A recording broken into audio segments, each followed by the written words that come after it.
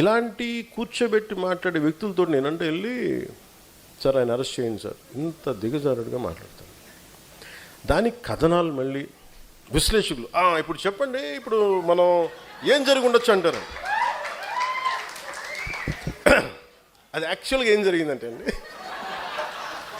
ఆ రోజున ఢిల్లీలో మీకు గుర్తే ఉన్నట్టు పవన్ కళ్యాణ్ ఆ రోజున అక్కడి నుంచి హైదరాబాద్ వెళ్ళారు ఫ్లైట్లో, వారిని కలవటం జరిగింది.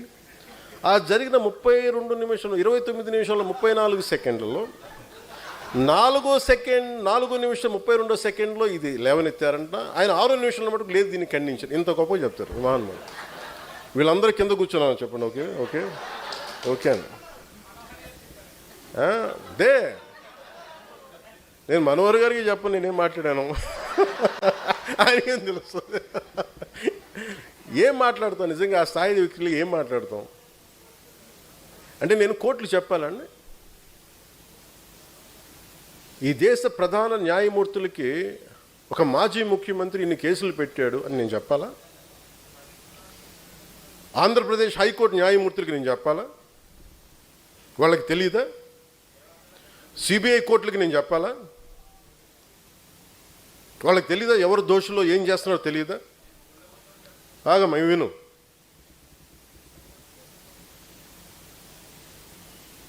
ఏ కేసుల్లో ఎవరు చేస్తున్నారో వాళ్ళకి తెలియదా? అందుకనే కదా దాఖలైన కేసులన్నీ. వీళ్ళకి మేము చెప్పాలా? అవమానం చేసినట్టుగా నిజంగా ఈ టీవీ సంస్థలు కానీ ఇలాంటి చేసే సంస్థలు నిజంగా ప్రజా సమస్యల గురించి మీరు ఎప్పుడన్నా మాట్లాడారా? ఇంత కలుషితం అవుతుంది, దీనివల్ల ప్రజలకు ఇంత ఆరోగ్యాలు పోయినాయి, అవి మాట్లాడరు మీరు. ఎంతసేపు ఎదవ చండాలపు రంకులు బొంకులు తప్ప మీరు మాట్లాడేది. చిన్నప్పుడు మేము ఒక ఏదో మ్యాగజైన్ గుర్తులేదు నాకు, ఏదో పేపర్ తెలుగు ఆంధ్రప్రభ అని తెలియదు, దాంట్లో ఫాలాక్షన్ డైరీ అని ఒకటి ఉండేది చిన్నప్పుడు.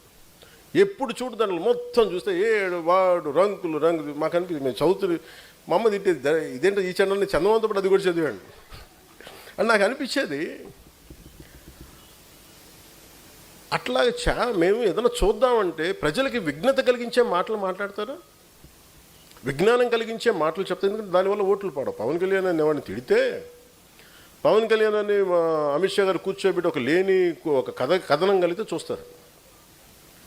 నిజంగా మీరు వెళ్ళి కూర్చోబెట్టి ఎంత సమస్యలు ఉన్నాయి, 33,000 32,000 మంది ఆ రోజున మనకి గత ప్రభుత్వంలో వెళ్ళిపోయారు నేను చెప్తే అందరూ అపహాస్యం చేశారు, నన్ను కేసులు పెట్టారు. మరి అదే హోంశాఖ కూర్చోబెట్టి పార్లమెంట్లో చెప్పింది, మరి డేటా రిలీజ్ చేసింది. ఆ రిలీజ్ చేసినప్పుడు వీటి గురించి ఎవరు మాట్లాడరు. ఈ చండాలపు రంకులు బొంకులు ఈ చండాలం తప్ప ఏ రోజున బాధ్యతగా కూర్చోబెట్టి మాట్లాడారా? నేను అనుకుంటున్నా సేమ్ నాగేశ్వర్ గారి ఎపిసోడ్ కూడా అందులో భాగంగా తీసుకొచ్చింది అని నేను అనుకుంటున్నా. ఎందుకంటే అసలు ఆయన తన విశ్లేషణ చేసిండు.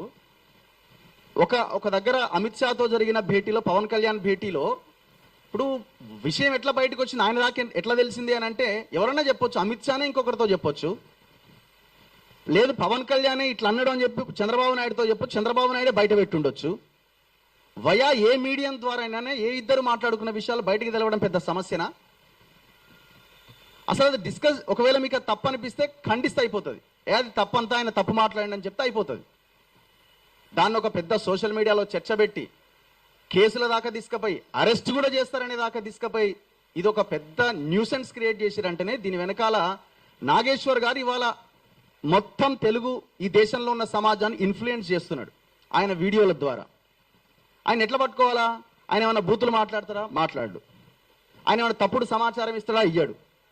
సో ఆయనను ఏదో రకంగా ఇట్లాంటి దాంట్లో ఇరికించే ప్రయత్నం చేస్తే మిగతా వాళ్ళు, ఆయన భయపడి ఎట్లాగో మిగతా వాళ్ళంతా భయపడతారు, టెర్రరైజ్ అవుతారు అన్న దాంట్లో భాగంగా ఇది చేసినట్టుగా నాకు అనిపిస్తున్నది.